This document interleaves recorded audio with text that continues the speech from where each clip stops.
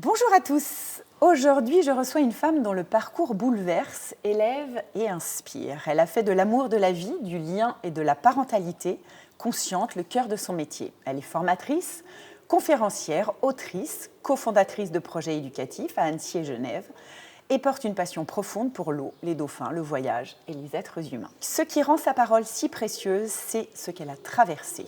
La perte de sa mère jeune, un lymphome agressif annoncé à l'été 2024 et une traversée de la maladie vécue comme un voyage avec ses enfants, sans tabou, avec une force créative bouleversante. Aline, bonjour. Bonjour Annabelle. Alors il y a tellement de choses à dire avec toi, je ne sais pas par où commencer. Mais quel beau résumé. Merci. Ta vie Merci. est riche et intense. Hein. Ouais, c'est comme ça que je l'aime. C'est vrai. comme ça que tu l'aimes. Tu viens de me dire qu'aujourd'hui, pile il y a un an, on t'a annoncé le diagnostic de ta maladie. Exactement. Donc c'est rigolo que tu sois là aujourd'hui pour en parler. Et en plus, on a galéré pour trouver la date, on a annulé, on a recommencé. Déjà, première question, comment tu vas aujourd'hui ? Je vais bien. Je suis en rémission, donc ça c'est une belle nouvelle. Ouais. Au milieu des cartons, parce que dans 3 semaines, on quitte la France. Donc ça, il y a de nouveau reparti Donc, en voyage. De nouveau repartir, de nouveau l'intensité de la vie, avec un corps qui a quand même besoin d'être régénéré. Ouais. Donc pas à pas. Ça va être important, une fois qu'on arrive dans notre nouveau lieu de vie à l'île Maurice, de pouvoir prendre ce temps pour régénérer chaque cellule, pour pouvoir poser l'émotionnel. Et oui, depuis 6 mois, je suis en rémission, donc je savoure chaque minute. Et à la fois, c'est une période très, très, très particulière dont on ne parle pas forcément beaucoup et qui est très déroutante également. Parce que tu trouves que du coup, quand on a fini, comme toutes les femmes, alors c'est pour ça que tu as atterri chez Hope il y a quelques mois, ta première journée découverte, effectivement, on est pris en charge pendant des mois avec les traitements, les médecins qui nous suivent. Et puis tout d'un coup, on saute dans le vide parce qu'on est en rémission avec quand même la peur de la récidive qui nous guette tous. Non-stop. Voilà. Et donc, comment justement tu vis là ? Tu dis c'est compliqué. Alors, pourquoi c'est compliqué pour toi ? Mais tu as l'air d'être en même temps une super active. Je pense que voilà. Légèrement. C'est bien trouvé. Je parle beaucoup avec les mains. C'est peut-être un des problèmes dans la rémission, l'hyperactivité. Ouais. Non, c'est très particulier parce que quand on est dans la vie, moi je suis très suivie médicalement, très très très suivie puisque j'ai ces antécédents avec ma mère. Ouais. Et cette découverte du lymphome il y a pile 1 an était complètement inattendue. J'étais au milieu du bourrin tiré du livre, donc j'étais dans une énergie totalement différente. On était 3 jours avant le point à tirer de ce livre Être mère, un équilibre à inventer jour après jour, aux éditions Erol que j'ai coécrit avec Flo Cressman. On découvre cette tumeur et là on est dans cette espèce de... On est au cœur de la vie avec ses hauts, ses bas, ses joies, ses peines, ce tourbillon, tout ce qui fait toute la palette des émotions et de la couleur de la vie. Et là, alors tout s'effondre. Quelques minutes, évidemment, après l'élan de vie repart. Mais en tout cas, notre calendrier, enfin mon calendrier, comme beaucoup de femmes, je crois, qui traversent ce grand voyage et cette grande expérience du cancer, tout s'arrête et là, tout devient très médicalisé. Ouais. Et on est pris en charge. Par les rendez-vous. Tout est rythmé. Et on n'a plus de liberté, en fait, d'action. Donc, tout notre agenda se transforme. Et pour revenir à ta question, quand tout s'arrête, là, c'est le grand vide. Ouais. Et là, on se sent et qu'on lâché. Est paumé, hein. Ah bah complètement. Là, moi, j'ai senti ce corps, en fait. Alors, sur le moment, on est en mode combat. Il y a notre circuit du stress qui s'active. On est vraiment dans cette adrénaline cortisol. Rien ne pourra nous atteindre. Rien ne peut nous atteindre. Et puis, moi, j'ai vraiment eu à cœur, comme les cellules cancéreuses, pour le coup, c'est quelque chose que notre corps fabrique. Donc, j'ai eu à cœur de ne pas me battre contre le cancer, parce que j'avais l'impression personnellement de me battre contre moi, mais de me battre pour la vie. Et ça a été vraiment mon credo depuis le jour où ils me l'ont annoncé, de me dire, là, je me bats pour vivre. Tu as l'impression que ton corps les a créés, mais quoi que par ton passif, parce que tu as quelque chose de très spirituel chez toi, donc ça, on va en parler aussi, mais... Pour toi, tu te l'es créé, ce cancer ? Il est venu pas par hasard ? Ce sont des cellules qui mutent. Et donc, quelque part, c'est mon corps qui a transformer des cellules saines en cellules cancéreuses. C'est pas comme une infection qu'on attrape, par exemple, une bactérie ou un virus qu'on peut attraper. Pour moi, dans ma carte du monde, et avec tout ce côté très spirituel, effectivement, mon corps, à un moment donné, en fait, on fabrique tout le temps des cellules cancéreuses. C'est juste que nos cellules saines immunitaires arrivent à les enlever, enfin à les détruire. Et là, il y a une part qui prend le dessus. Et c'est vrai que quand c'est arrivé, je me suis dit, ça n'arrive pas par hasard. C'est un message énorme qui m'est envoyé, comme si mon corps m'avait déjà envoyé plusieurs messages pendant quelques années, que j'ai eu de la peine à entendre parce que cette soif de vie, cette soif d'intensité, et que ça fait partie de mon tempérament. Alors avec c'est moins bon côté, effectivement. Et là, le corps, il a juste hurlé et il m'a mis à l'arrêt. Et il m'a dit, cette fois-ci, tu as besoin d'entendre. Est-ce que tu l'as entendu ? Alors, j'ai passé beaucoup de temps à décoder, effectivement. Je me suis fait beaucoup accompagner. J'avais bien sûr mon équipe à l'hôpital avec toutes ces cures d'immuno, de chimio. C'était un lymphome à grande cellule agressive, donc il a fallu aller très vite avec des cures de Airshop et beaucoup d'heures d'injection tous les 21 jours, cette vie organisée en J, J1, J21. Et du coup, je me suis créée, grâce à mon métier, j'avais toute cette équipe de santé intégrative que j'ai pu appliquer sur toi. Voilà, vraiment me créer immédiatement dès l'annonce, et ça, c'était très important. Pour moi, c'était très important de recevoir la partie allopathique qui allait tuer les cellules cancéreuses, et c'était extrêmement important aussi de prendre soin de mon corps autrement pour essayer de lui apporter un petit peu de bon, un petit peu de douceur, notamment au niveau des effets secondaires, pour s'occuper de toute cette partie émotionnelle et toute cette partie aussi spirituelle, et venir décoder le message qui m'était envoyé très très fort. Alors, tu as vécu quand même, tu as fait de ce voyage finalement un véritable voyage, on va le dire, puisque tu es partie avec tes enfants. Alors, c'est quelque chose que je n'avais jamais entendu, mais quand on m'a dit, Aline est venue à une journée découverte et elle a fait ses chimios dans le monde entier pendant un voyage, c'est pas banal. Donc, comment l'idée est venue de se dire, avec un cancer aussi grave, ok, je vais m'organiser, le voyage, c'est notre ADN, je pars. Comment vous avez eu cette idée-là avec ton mari et comment tu as vécu ça ? Parce que c'est quand même pas commun. Alors, quand tu te prends une chimio et que tu es à risque et que tu n'as plus d'immunité pendant quelques jours, comment tu voyages ? Ça s'est passé comment ? Comment ça s'est passé ? En fait, 9 mois avant l'annonce, on rentrait de tour du monde. Donc nous, vraiment, le voyage est dans notre ADN. Avec mon mari, quand on s'est rencontrés, après on a beaucoup aimé voyager tous les deux avant la naissance de nos enfants. On a beaucoup baroudé en Amérique latine notamment.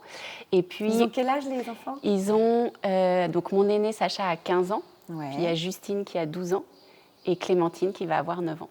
D'accord. On est ensuite partis, on habitait à Paris. 2 ans déjà de tour du monde avec les enfants ? Alors 1 an, on a fait 8 mois exactement, 8 mois de tour du monde. Et puis il y a quelques années, on habitait en Australie. Mon aîné Sacha est né en Australie, donc j'ai vraiment vécu cette maternité à l'australienne.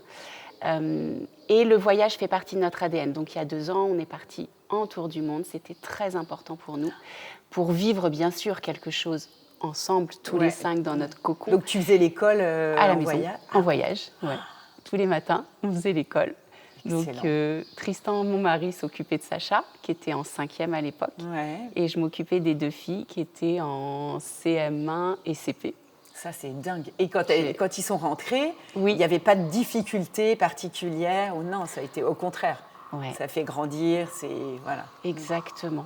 En fait, alors on a été très assidus sur l'école. Parce que quand on a annoncé le tour du monde aux enfants, ils nous ont fait « Ok, c'est cool, votre petit délire, mais nous, l'année prochaine, on veut retrouver notre classe, nos copains, et on ne veut pas sauter, refaire une année. » Donc, on a été tous très assidus sur l'école, avec des moments plus ou moins folkloriques, évidemment.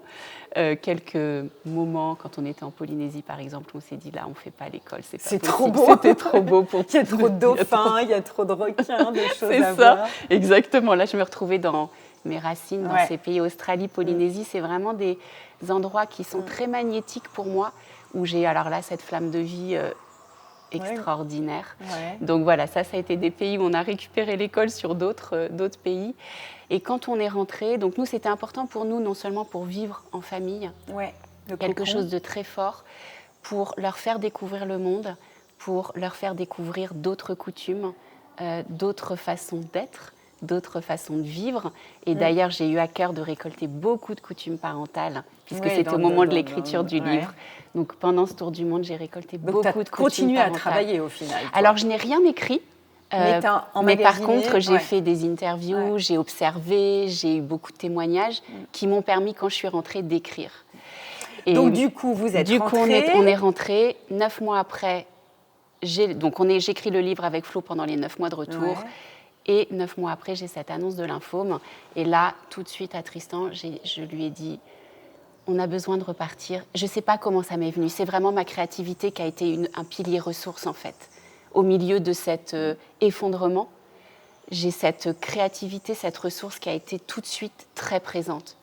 Et là, je lui ai dit, on a besoin de repartir de l'ADN de notre famille. Le voyage. Le voyage. Donc tu t'es dit, on y va. On y va. Et donc là, on leur a annoncé comme un voyage médical, avec tous les mots, bien sûr, hein, cancer, chambre implantable, cure d'immunochimio. Et à la fois, j'ai aussi eu envie de les raccrocher dans leur univers d'enfant. Cet univers d'imaginaire les rattacher à quelque créatif. Chose de cocooning, d'enveloppant finalement. D'enveloppant et de connu pour eux. Donc ils ont eu aussi bien les mots, tous les mots qu'on a utilisés, mais tout de suite on leur a dit ok, ça va être un grand voyage médical cette fois-ci. Alors bien sûr, il y a eu beaucoup de pleurs, beaucoup d'émotions, beaucoup d'informations à donner, beaucoup d'accueil des émotions au moment où il y a eu l'annonce. Et après, on a donc décidé de prendre une grande feuille A3 d'un bleu merveilleux turquoise. Le bleu de la Polynésie. Le bleu de la Polynésie, de la mer. Et on a dessiné avec les enfants la carte du monde avec un crayon de papier à la main. Ouais. Donc ils ont fait ça. Et puis après, je leur ai dit, écoutez, voilà, il y a 6 cures. Et ces cures, on va les appeler des escales. Et on va partir en voyage. Pendant les 6 cures, tous les 21 jours, donc j'avais 5 mois de traitement. Et donc comme on est 5 dans la famille, je leur ai dit, ok, chacun va choisir. Ah ouais. Et la dernière, on la choisira ensemble. Et chaque cure, nous on les a appelées des escales. Et c'était un pays différent. Donc vous avez fait quoi comme pays ? Alors, on a commencé. Le premier, j'avais le droit de choisir. C'était trop chouette. Donc, j'ai choisi la Polynésie, bien sûr. Et donc, j'allais déguiser à l'hôpital pour recevoir mes cures dans le thème du pays. Ah ouais. Et en intercure, comme mes enfants, et notamment mon aîné, adorent cuisiner. Alors, je savais que ça allait être difficile quand j'avais les cures de manger. Parce que tu étais malade combien de temps après ? Alors, sur ce protocole-là, moi, j'avais tous les 21 jours, j'étais malade pendant 15 jours. Et après, je remontais 5 jours avant de repartir. Et tu étais hyper fragile au niveau immunité. Oui, parce qu'en fait, comme c'est un cancer du système lymphatique, c'est mes globules blancs qui étaient malades. Donc moi, j'avais une immunité très, très, très, très basse. Ouais. Donc mon aîné m'avait dit aussi, et avec les autres, je préparais à manger sur le thème de l'escale. Et on s'était aussi dit qu'on regarderait un petit documentaire sur chaque pays en intercure, en inter-escale. Donc, première escale Polynésie. Alors super, en plus c'était le 8 août. Donc grand soleil, grand beau temps. Moi, ça m'a beaucoup porté que ce soit l'été aussi, cette annonce. Ah ouais. Parce que comme je suis j'aime la chaleur, j'aime le soleil, j'aime l'été. Du coup, ça m'a beaucoup aidée d'apprendre et de vivre le démarrage de cette... alors maintenant, je l'appelle un grand réalignement, une expérience de grand réalignement. C'est marrant que tu dis ça, parce que moi, quand j'ai eu ma récidive en décembre, je me suis dit, cool, c'est l'hiver, je vais pouvoir me reposer. Ce que je n'ai pas fait, mais je m'étais dit, si c'est en été... what the fuck, quoi, je vais pas pouvoir sortir, je vais pas pouvoir, tu vois, donc c'est les visions. C'est intéressant parce que c'est très personnel en fait. Alors que du coup, je suis pas du tout restée dans mon canapé, et oui, au final, parce que je me suis pas du tout reposée. Mais je m'étais dit, parce que la première fois, c'est effectivement tombé au début de l'été et qu'on a dû annuler. Alors tu vois, pour le coup, nous, on a annulé un grand voyage qui était prévu aux US, qu'on a reporté d'1 année. Et voilà. Donc, par contre, alors... Et c'est très marrant que tu dis ça parce que du coup, nous, les enfants ne comprenaient pas parce qu'on a attendu de leur annoncer vraiment qu'on sache que tout était sûr, qu'il y ait eu, comme c'était dans le cavum, donc dans le nasopharynx, je ne pouvais plus respirer. Donc, ils ont dû m'opérer pour enlever toute la tumeur, l'envoyer aux biopsies. Donc, ça a duré plus de 15 jours. Et donc, nous, on devait partir en Indonésie pendant 1 mois, en août. Donc, les enfants ne comprenaient pas. Ils se disaient, mais c'est bizarre, ils ne réservent pas les billets d'avion. Alors, nous, on fait toujours les trucs un peu... à l'arrache à la fin, mais tout de même, il disait, quand même, c'est bizarre. Donc, il y a eu ce deuil de ce voyage, et c'est aussi pour ça, très vite, qu'on s'est dit, ok, c'est juste un autre voyage que la vie nous présente. Et c'est là où toute ma spiritualité m'a beaucoup aidée, c'est de me dire si la vie me présente cette expérience, c'est qu'elle est nécessaire à traverser sur mon chemin de vie. Elle est là, on va traverser ensemble et surtout, je vais en grandir, on va en grandir. Mes enfants vont apprendre de cette expérience. Et en tant que famille, on va grandir de ça. Et ça, c'est parce que aussi j'ai vécu le lymphome de ma mère. Oui, donc ça, on va y revenir. Je voudrais juste, avant que tu m'expliques, parce que du coup, j'ai tellement de questions à te poser, mais donc il y a tous les pays, mais juste avant de partir, quand tu annonces à ton oncologue que tu vas partir en voyage, c'est quoi sa tête? Parce que c'est pas rien, c'est une organisation qui prend en charge, comment... Alors, moi, en fait, c'est un voyage imaginaire, c'est-à-dire que je suis allée à Annecy, j'avais toutes mes cures d'immuno et de chimio à Annecy, mais j'étais déguisée pour y aller. Donc, ce n'est pas un vrai voyage que j'ai fait, c'est vraiment ce voyage imaginaire. À chaque fois que j'allais à l'Institut de cancérologie d'Annecy, j'étais déguisée dans le thème du pays. Mais je suis restée à Annecy, je n'ai pas voyagé de pays, j'étais bien trop faible pour voyager. D'accord. Alors moi j'étais persuadée que tu étais partie complètement. Non, c'était un voyage imaginaire. C'est un voyage imaginaire, ouais, tout à fait, où on était à la maison à Annecy. Donc à chaque fois vous avez vécu le truc, mais comme si c'était... Comme si c'était, donc par exemple Flo, ma co-autrice et avec qui j'ai monté Famille Équilibre Annecy-Genève, était là à chaque chimio, cure d'immuno et chimio. C'était très, très important pour moi. En plus, on sortait de la fusion du livre. Donc, on était très, très collés, serrés. Elle est musicienne, professionnelle. Donc, elle t'a aidée. Donc, elle est venue à chaque chimio. Par exemple, sur la première escale qui était en Polynésie, où j'étais avec mon paréo, mon maillot de bain. Ils ont dû te prendre pour des fous à l'hôpital. Une folle, non? Complet. Quand je suis arrivée sur l'escale Japon avec mon kimono du Japon, et ils m'ont dit, mais c'est pas possible, Madame Pic-Paris, la chambre, elle est là, implantable, juste pour... la nettoyer, poser les perfs, etc. Donc, du coup, tu as fait en imaginaire la Polynésie, le Japon. Le Japon, on est parti ensuite... donc, par exemple, pour revenir à la Polynésie, Flo est venu avec un ukulélé, parce qu'il fallait que tout soit dans le thème. Ah oui, c'est excellent, ça. On a fait Polynésie, donc on est parti en Polynésie, on est parti au Japon, on est parti en Indonésie, on est parti bien sûr en Australie, mon pays de cœur, où on a vécu et où je suis devenue mère pour la première fois, qui est vraiment mon pays d'attache. Ça, c'est clair. On est parti aussi en Égypte, puisque on avait prévu d'aller nager, d'aller rencontrer les dauphins sauvages en Égypte à la fin des traitements. Et puis, il en manque un. Il y a eu le Mexique, oui, parce que la tequila était très forte pour le Mexique. J'étais ressortie, j'ai dit à mes enfants, où la tequila, là, cette fois-ci, a été très, très forte. En fait, même en l'ayant imaginé, vous l'avez vécu comme si vous étiez parti. Oui, oui, complètement. Complètement. Je partais avec le grand chapeau de Mexicain, mes enfants. J'étais sauveteuse en mer, lifesaver en Australie. Du coup, j'avais tout mon uniforme. Donc, je suis allée à l'escale australienne avec mon uniforme de sauveteuse en mer à l'Institut de cancérologie. Donc, les enfants...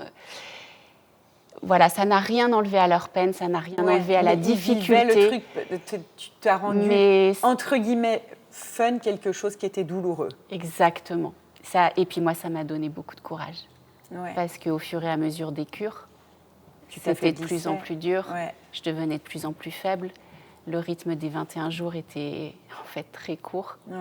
Et j'avais perdu beaucoup de poids. Sur le lymphome, une des caractéristiques, c'est la perte de poids. Donc, j'ai fini à 48 kilos. Et j'avais vraiment du mal à tenir debout. Donc, les 2 dernières cures ont été très, très, très dures. Mon corps s'en souvenait parce qu'au début, j'arrivais relativement bien, surtout avec toute mon équipe de santé intégrative et tous ces compléments que je prenais, toutes ces personnes qui m'ont aidée à gérer. Mais les dernières cures, rien que la veille, mon corps avait des nausées terribles parce qu'il savait que le lendemain, on y retournait. Et là, j'ai eu besoin de courage. Et voilà, sur l'escale Indonésie, qui était l'avant-dernière, de mettre ma combi de plongée, mes palmes, ça m'a donné beaucoup de courage. J'imagine arriver à l'hôpital. Alors, comment on vit une histoire comme celle-là? Alors, tu as perdu ta maman, toi, à quel âge? Alors, elle est tombée malade, j'avais 6 ans. J'étais toute petite, c'était 1985, donc les traitements étaient très violents. Donc, en fait, elle ne s'est jamais vraiment remise. Elle a toujours été très fatiguée. Et elle est décédée quand j'étais toute jeune adulte, à 22 ans.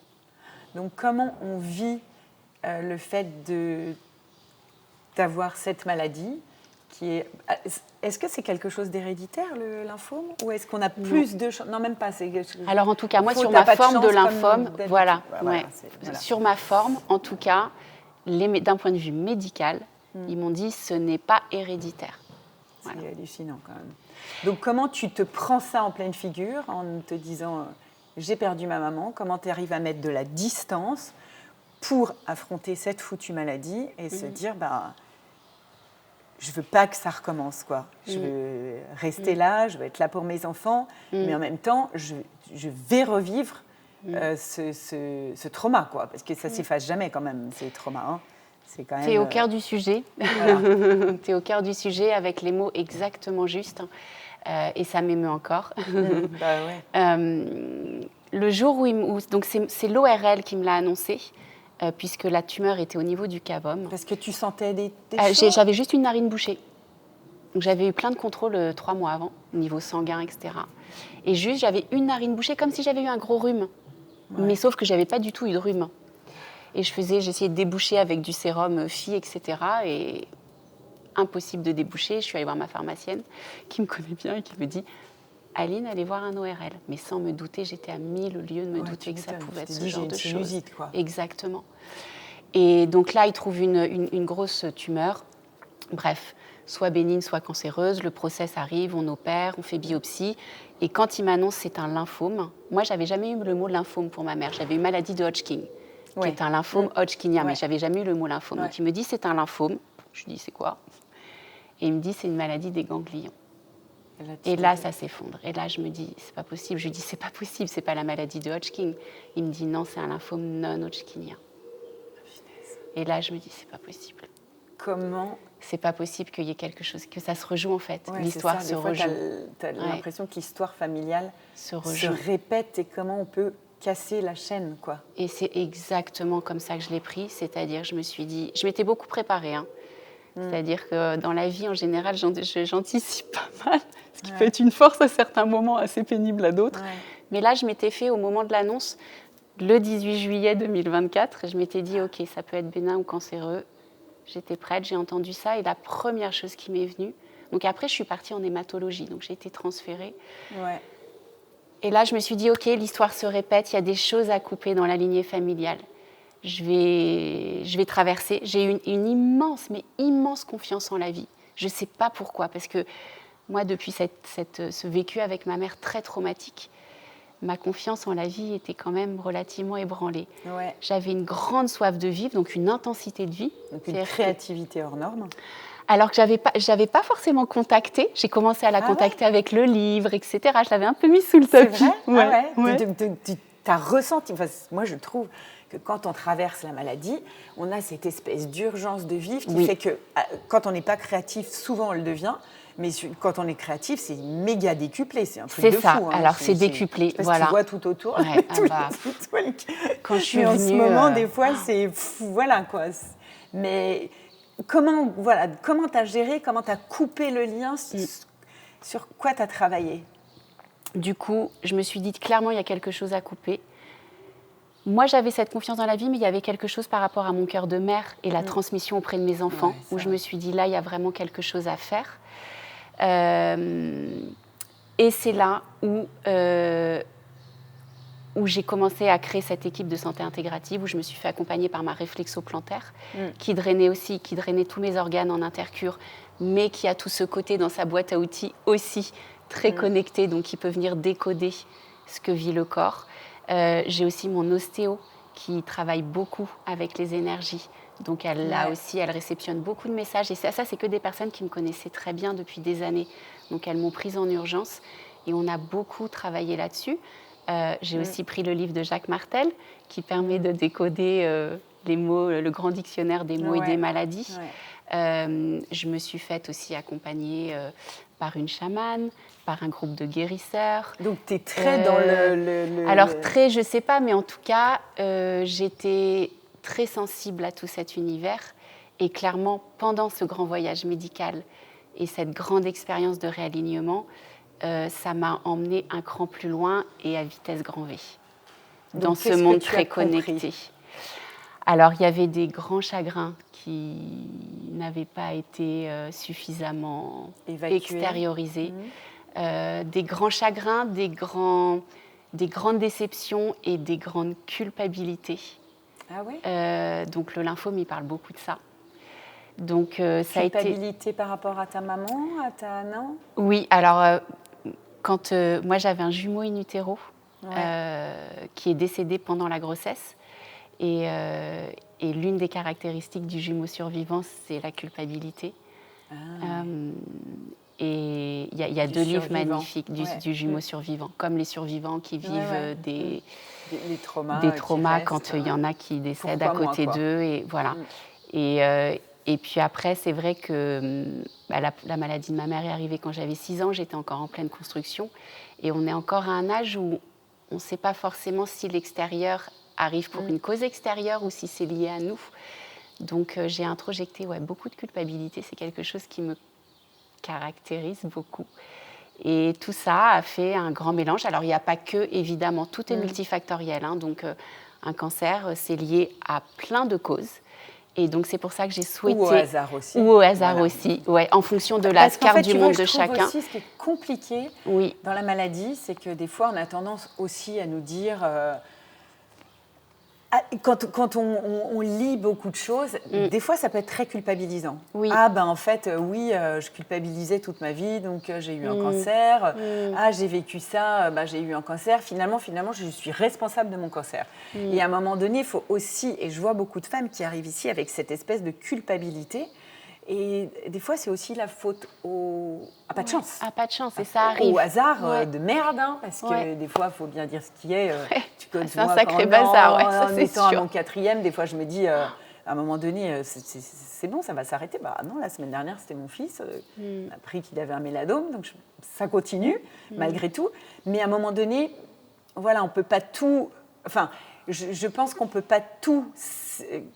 cérébraliser, je ne sais pas si ça se dit, et que des fois, c'est le bordel et c'est comme ça. Oui, aussi. Tout à fait. Et l'accepter aussi comme ça. Tout à et fait. se dire, comme tu le dis aussi, que peut-être que la maladie est aussi un cadeau pour nous aider à avancer. Et en l'occurrence, toi, tu avais besoin de travailler sur tout ça. Oui. Et peut-être ce qui t'a fait aussi avancer sur...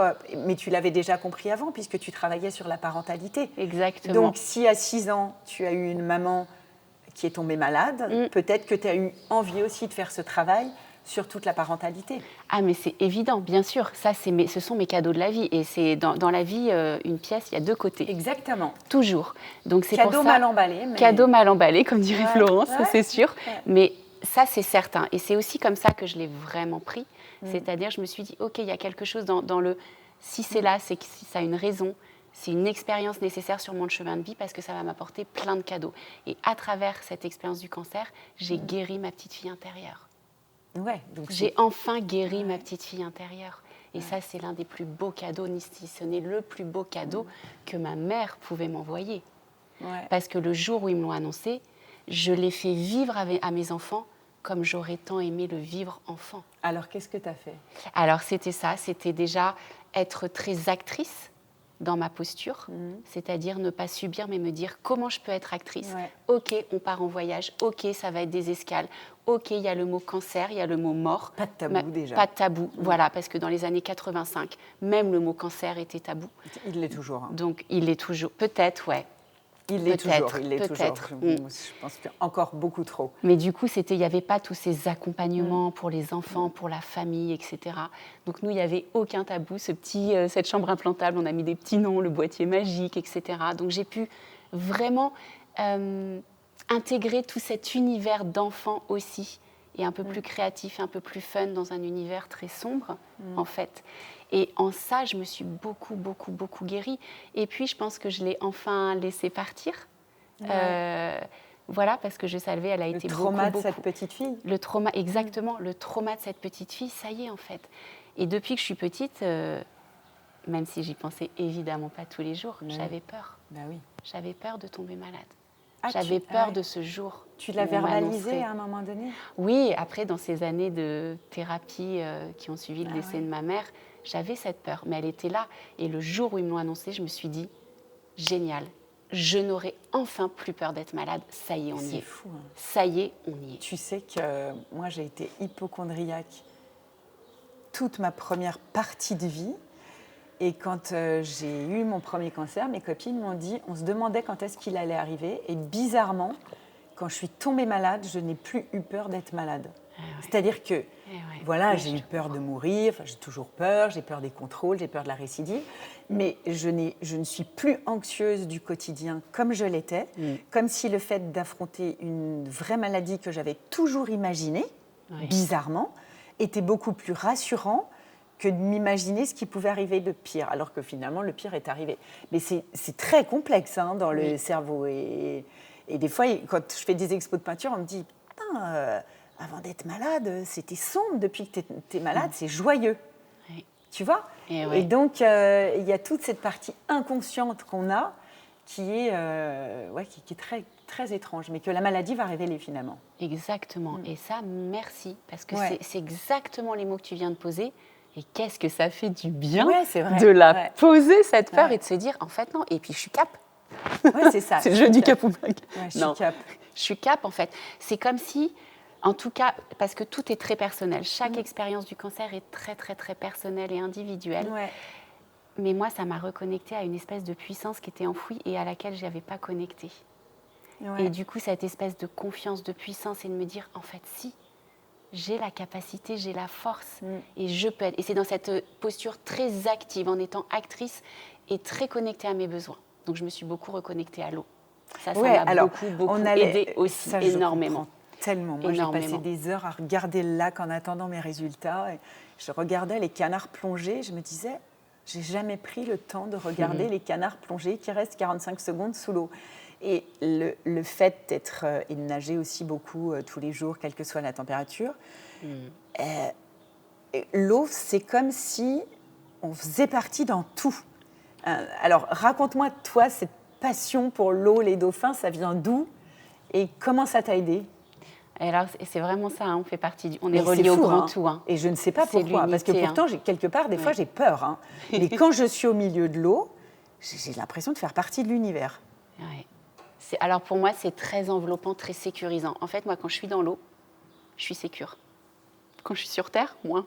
Oui, mais comment t'expliques ça ? D'ailleurs, il y a Leïna Sato, qui est une franco-apnéiste, une apnéiste franco-japonaise.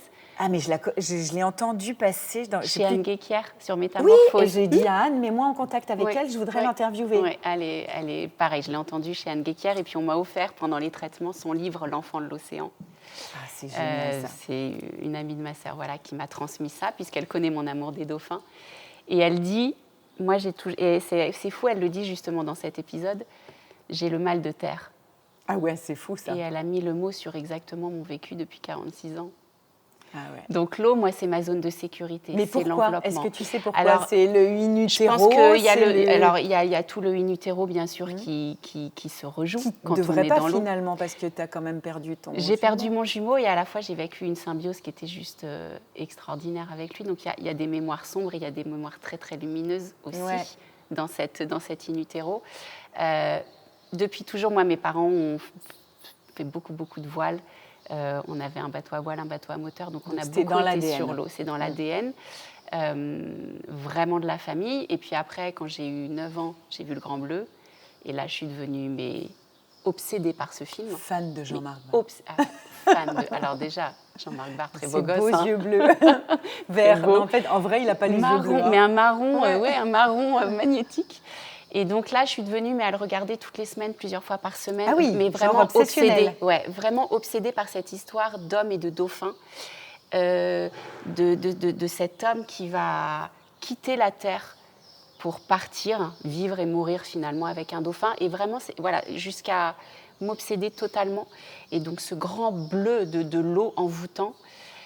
Donc j'ai grandi avec ça, et puis après, très vite, quand j'ai été jeune adulte, je me suis mise à la plongée, et puis là, c'est devenu ma zone de confort, sous l'eau, à respirer. Tu descends à combien ? T'as quel PADI ?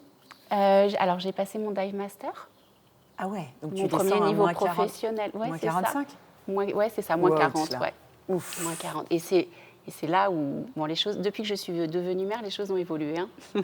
J'ai moins envie de descendre profond, clairement. Ton opération? Alors là, non, pour le moment, voilà, c'est un non-sujet. Mais c'est un monde que j'ai un petit peu quitté depuis que je suis devenue mère. Donc, le snorkeling, c'est bien aussi. Voilà, le snorkeling, c'est bien. Mais il y a eu toutes ces années de plongée où je n'étais bien que sous l'eau, avec ma bouteille, à descendre à 40, effectivement, dans les eaux polynésiennes, etc. Et il y a eu cette rencontre dans la passe de Tiputa, dans l'atoll sur l'île de Rangiroa, dans l'atoll des Tuamotu en Polynésie, où on était en train de plonger dans la passe. Et là, il y a des dauphins qui sont arrivés, des dauphins sauvages. Et là, tous ces dauphins dont j'ai rêvé, j'en ai pleuré dans mon masque. Ah bah ça, c'est clair. Il est arrivé devant moi, là. Donc, un big avec love. Ses yeux, son rostre. Il magnifique, juste devant. Donc, il y a eu cet échange de regards indescriptible, mais d'une puissance à l'intérieur de moi, d'une émotion. Ça reste l'un des plus beaux moments de ma vie. T'as vu La sagesse de la pieuvre, j'imagine? Non, je ne l'ai pas vu. T'as pas vu ce film? Non. Ah, c'est fou ça, parce que c'est... Alors, la première fois qu'on l'a regardé, il a eu plein de prix. Hein. C'est je crois que ça... Je ne sais pas si c'est pas en Australie ou Afrique du Sud. Le film a eu plein de prix. C'est un gars qui fait un burn-out, qui tombe en dépression et qui va nager, plonger tous les jours. Et il rencontre une pieuvre qui va voir tous les jours de sa vie avec une histoire, une relation. Alors, c'est très à l'américaine, donc la première fois, on l'a regardé en famille et du coup, on a éclaté de rire, mais limite à faire pipi dans nos culottes, tellement, des fois, je trouvais ça à l'américaine, avec des trucs un peu à la E.T., pointés du doigt et tout. Et après, je l'ai revue toute seule, sans mes enfants, et finalement, tu te mets à chialer devant le film, parce que c'est une histoire de rencontre. La pieuvre est un animal quand même très intelligent, et c'est ultra touchant, et tous les jours, il va plonger au milieu de ces rochers, de ces algues, vois-le parce que je vais le regarder, c'est sûr. C'est un peu comme le Grand Bleu, et mais puis ça c'est rentre, très très beau. Ouais. Merci, parce que ça rentre en plus beaucoup en résonance avec ma prochaine destination de vie. Où là, si tu vas à l'île Maurice... Je vais être dans le lagon tous les jours, justement pour retrouver cet élément. Typiquement, le cancer, ça m'a rappelé très très fort que j'étais très désalignée par rapport à mon lieu de vie, ce que je savais depuis des années. Ça, je le savais depuis des années. Du coup... Mon mari est fan de montagne, mais clairement, moi, l'eau, là, ça devenait un manque vital, en fait, cette connexion à l'eau. Donc, bref, il y a eu cette rencontre avec ce dauphin, et pendant tous les traitements, à chaque cure, pendant ces heures et ces heures et ces heures d'injection, d'immuno et de chimio. Tu regardais les films? Il y avait Flo à la guitare, avec sa guitare collée contre ma jambe pour que je sente l'énergie de vie de la musique. Elle chantait avec toute sa douceur. Et moi, j'étais en méditation avec les dauphins sauvages de la passe de Tiputa. Et j'avais toujours ce dauphin qui venait me chercher pour me donner du courage. Et puis après, tout le groupe là qui m'emmenait. Et pendant des heures et des heures, je nageais au milieu des dauphins, en méditation, en recevant les poches les unes après les autres. Et en me disant... C'était combien de temps tes cures? Ça durait? Alors, la première, c'était 2 jours. 2 jours d'injection? Ouais, enfin, donc une journée d'immuno et après 3 heures de chimio, mais avec une nuit à l'hôpital parce qu'il fallait monitorer le cœur, la tension, etc. Bref, voir si le corps était en capacité de recevoir tout ça, donc pendant 2 jours. Et puis après, c'était pendant 5 heures, chaque 21 jours. Il y avait je ne sais plus combien d'heures d'immuno, puis après les chimios. Donc je les ai réceptionnés, ça c'est pareil. Donc les dauphins ont été là à chaque fois comme une ressource pour me donner du courage, de la force, pour m'évader, pour m'apaiser, parce que c'est là mon endroit sécure, moi. C'est dans l'eau, au milieu des dauphins. Et quand j'ai perdu ma mère, ça a été très violent. J'ai pas fait mon deuil, clairement. Et qui m'a permis de faire mon deuil? Je suis partie 3 mois en Thaïlande, passer tout mon Dai Master et tout. Ah ouais. Et d'être sous l'eau, en fait. D'être sous l'eau, connectée en permanence. Toi, ta résilience, c'est l'eau et la plongée, quoi. Moi, c'est l'eau, la plongée et les dauphins. Et c'est eux qui m'ont permis de passer de la survie à la vie à chaque fois. Donc là, tu pars vivre à l'île Maurice. Donc, à quel endroit à l'île Maurice? Alors, on part à Tamarin. Et donc, tous les matins, les dauphins c'est là où il y a les dauphins qui viennent se reposer après la nuit de plongée dans la baie de Tamarin. Donc là, vous avez trouvé une maison? Ça y est, il y a 15 jours. Et du coup, donc... tous les matins, ce sera nage dans le lagon et et dans la l'objectif, c'est baie. de partir quelque temps ou partir Alors, sans retour? on a vendu la maison, on part. Donc, tout ce que tu faisais ici, ton job de conférencière, aide à De la consultante en parentalité, le cons- cabinet, j'ai fermé le cabinet. Alors, je l'ai fermé pour le cancer, le cabinet. Mhm. Je ne l'ai pas rouvert depuis parce qu'en rémission, là, c'était pas le moment de rouvrir.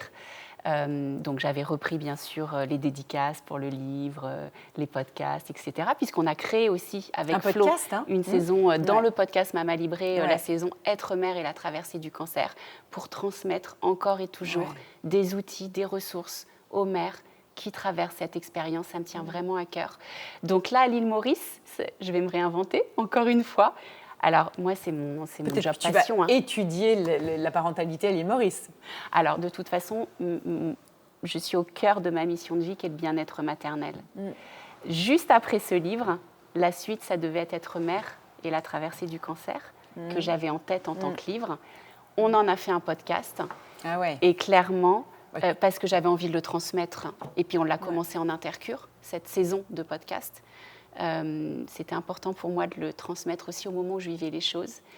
Donc, à l'île Maurice, bien sûr que c'est le bien-être maternel qui va être au cœur de mon métier, le bien-être de la mère qui traverse la maladie. Évidemment que c'est le centre. Ouais. Et ça va beaucoup se faire. Alors, je n'ai pas encore tout en tête, évidemment. Là, je suis juste dans les cartons et dans une rémission, etc. Et dans ces PET scans, dans ces analyses de sang, dans ces fibroscopies, dans ce stress de tous les 3 mois. Là-bas, tu penses que tu vas être bien suivie? Alors, je vais être suivie à La Réunion. Ça y est, tout va être transféré. Okay. Ton mari pourra aller faire de la montagne pendant que tu feras tes contrôles. Et du coup, là, je suis formée au massage aquatique tahitien par l'école de Tahiti Massage polynésienne. Ouais. Je suis formée au massage aux soins du visage aux nacres polynésiennes. Je suis aussi formée au massage californien toucher du cœur. Tout par cette école, Tahiti Massage, que j'affectionne particulièrement, qui a une antenne à Papeete et qui a une antenne à Paris. Donc, le bien-être maternel va passer aussi, bien sûr, par le toucher, par l'eau et par la connexion avec les dauphins, c'est certain. Et Leina Sato, quand on m'a offert son livre, L'enfant de l'océan, qui m'a émue d'une façon extraordinaire, c'est clairement une femme que tu as envie de rencontrer. Elle vit là-bas? Alors non, pas du tout. Après, elle voyage beaucoup.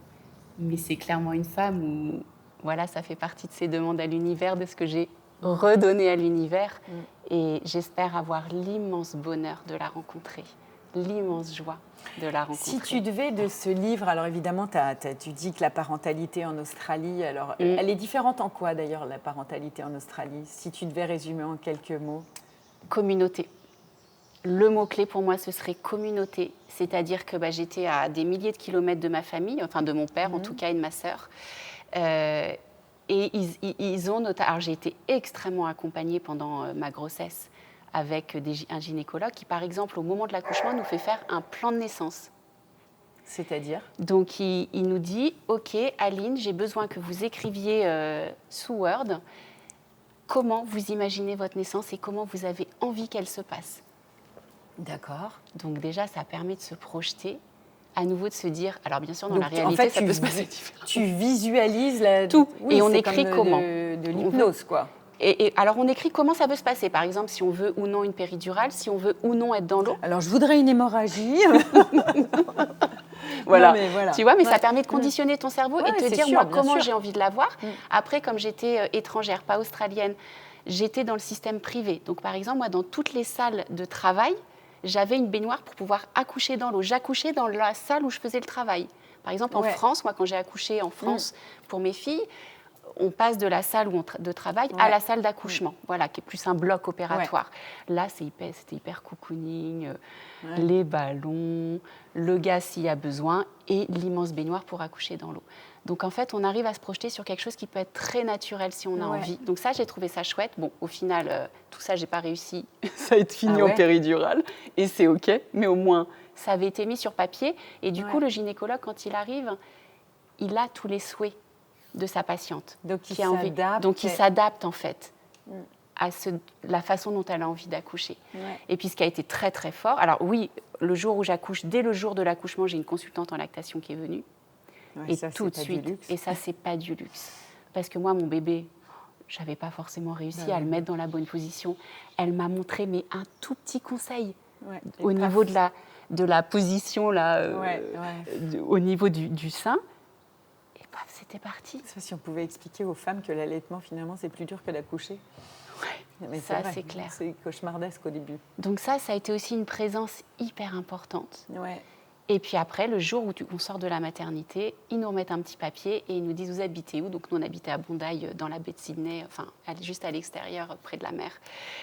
Et ils nous disent « Vous allez, tous les mardis, aller dans ce petit centre à Bondi où il y aura le Mothers Group. » Donc ce fameux Mothers Group, ce groupe de mères, chaque ville en Australie, pour les mamans qui accouchent la même semaine, toutes les mamans qui accouchent se retrouvent avec pendant un mois, je ne sais plus, ou 6 semaines, une infirmière, une auxiliaire de puériculture. Et après, on continue l'aventure à se retrouver toutes les semaines ensemble avec Belgique, des bébés. C'est pas mal comme ça aussi. Alors, tout à fait, exactement. Moi, j'ai accouché 2 aînés en Belgique et c'est vachement ça. Voilà. En plus, tu es encadrée par une kiné qui est là à partir du 6e mois et qui est avec toi avant même que le gynéco arrive en salle.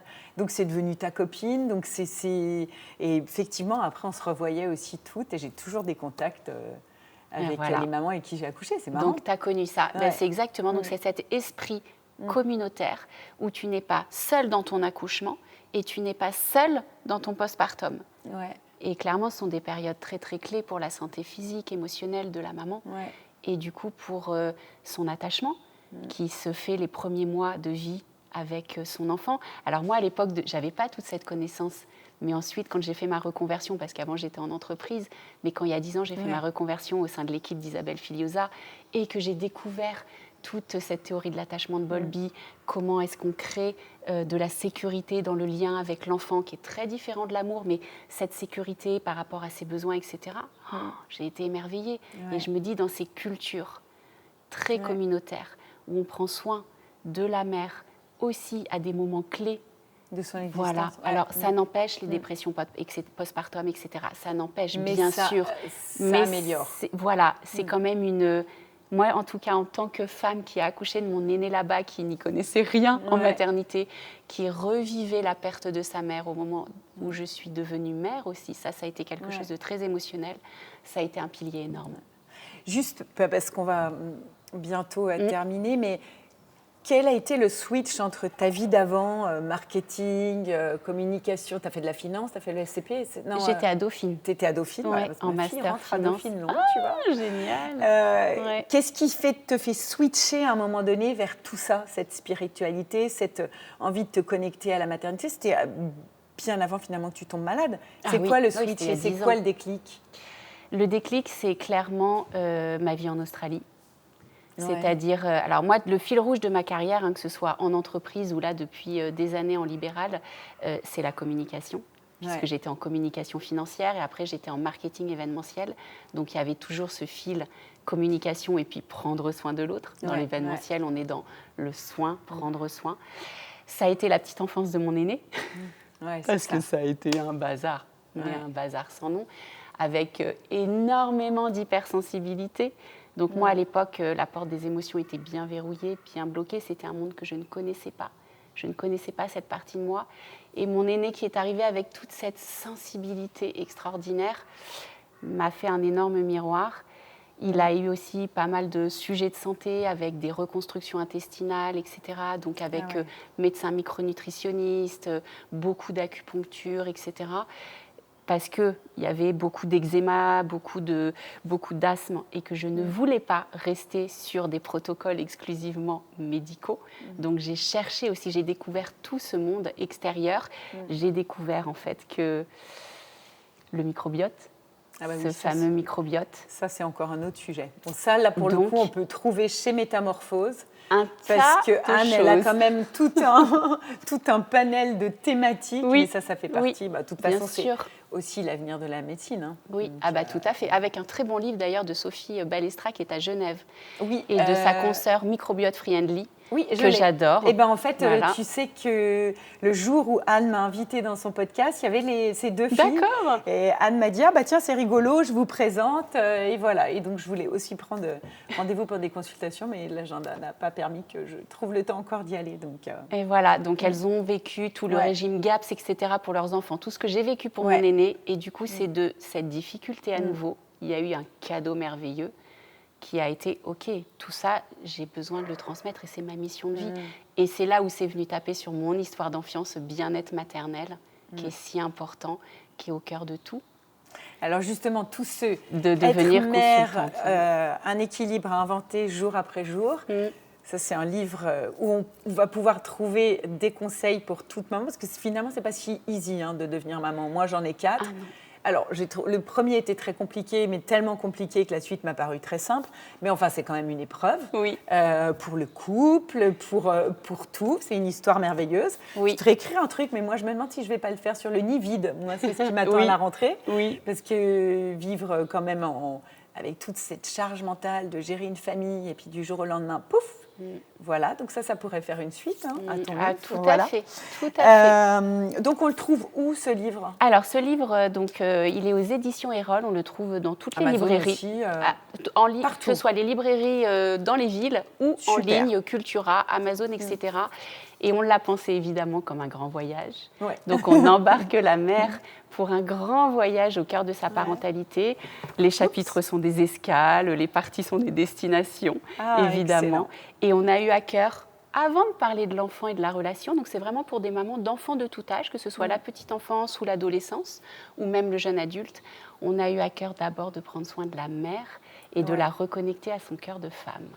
Parce qu'une mère est avant tout une femme et a tout cet équilibre subtil et mouvant qu'elle peut instaurer dans sa vie avant d'entrer en relation avec son enfant, et comment ensuite elle peut utiliser. Alors plus que des conseils, nous on aime donner des pistes, on aime donner des outils, des informations, parce que la parentalité, à nouveau, comme la maladie, c'est très unique à chacun, en fonction de son histoire, en fonction de ses enfants, en fonction de ses valeurs et en fonction de son ADN. Donc l'idée, c'était de partager tout ça et que la mère puisse s'en inspirer. Et il y a beaucoup dans la deuxième partie, ce ne sont que des outils concrets pour apaiser le quotidien, que l'enfant soit tout petit ou adolescent. Et puis, bien sûr, il y a ces coutumes parentales des 4 coins du monde. Ça pourrait faire l'objet d'un autre podcast. Pour s'inspirer aussi de toute la beauté richesse de notre planète. Si tu devais donner en conclusion une phrase, un mot pour des femmes qui vont s'apprêter à vivre la maladie et qui sont déjà mamans, parce que c'est pas évident, ce serait quoi ton conseil ? D'en faire une fête et de transformer ou... Ce serait, alors ce que j'ai envie de transmettre, en tout cas de mon expérience, c'est d'être très à l'écoute de leur cœur de femme et de leur cœur de mère, parce que le mien est souvent rentré en... Mon cœur de femme était très confiant, et mon cœur de mère était très, très ébranlé et à terre. Donc, c'est d'apporter beaucoup, beaucoup, beaucoup de douceur, de bienveillance à ce cœur de mère et ce cœur de femme. Et je pense que c'est vraiment de rester dans... Alors, bien sûr, de se connecter à leur ADN, l'ADN de leur famille. Ça peut être la culture, bien sûr. etc. Mais de se connecter à cet ADN et... d'avoir confiance, en fait, de donner toute la confiance en la vie qui va les porter. Et moi, je me suis beaucoup remplie du regard de mes enfants, d'être dans l'ici et maintenant, de me reconnecter à la polynésienne. Hier n'existe pas, demain n'existe pas, seul aujourd'hui compte. Et tant que le cœur bat, j'ai ce cadeau de pouvoir regarder mes enfants dans les yeux et de leur transmettre, de leur dire en non-verbal tout mon amour, de les prendre dans mes bras. Et c'est de savourer chaque minute. Même quand je suis couchée, même quand je suis malade, même quand je suis en intercure. Ça, c'est vraiment ce que nous apprend la maladie. C'est très difficile. C'est de capter, même dans le plus sombre de la maladie, un petit instant de bonheur du quotidien que je peux mettre dans mon cœur. En tout cas, on te souhaite bon voyage. Merci beaucoup, Merci d'être venue jusqu'à chez nous. Merci avec beaucoup. Les chevaux. Je ne sais pas si on les voit derrière. On les voit là.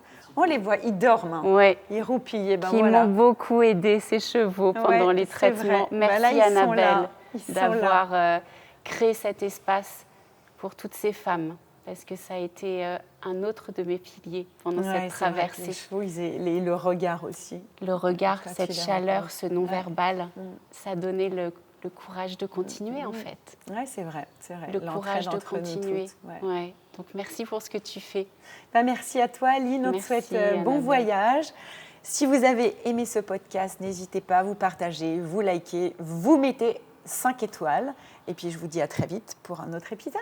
À bientôt. À bientôt, Annabelle.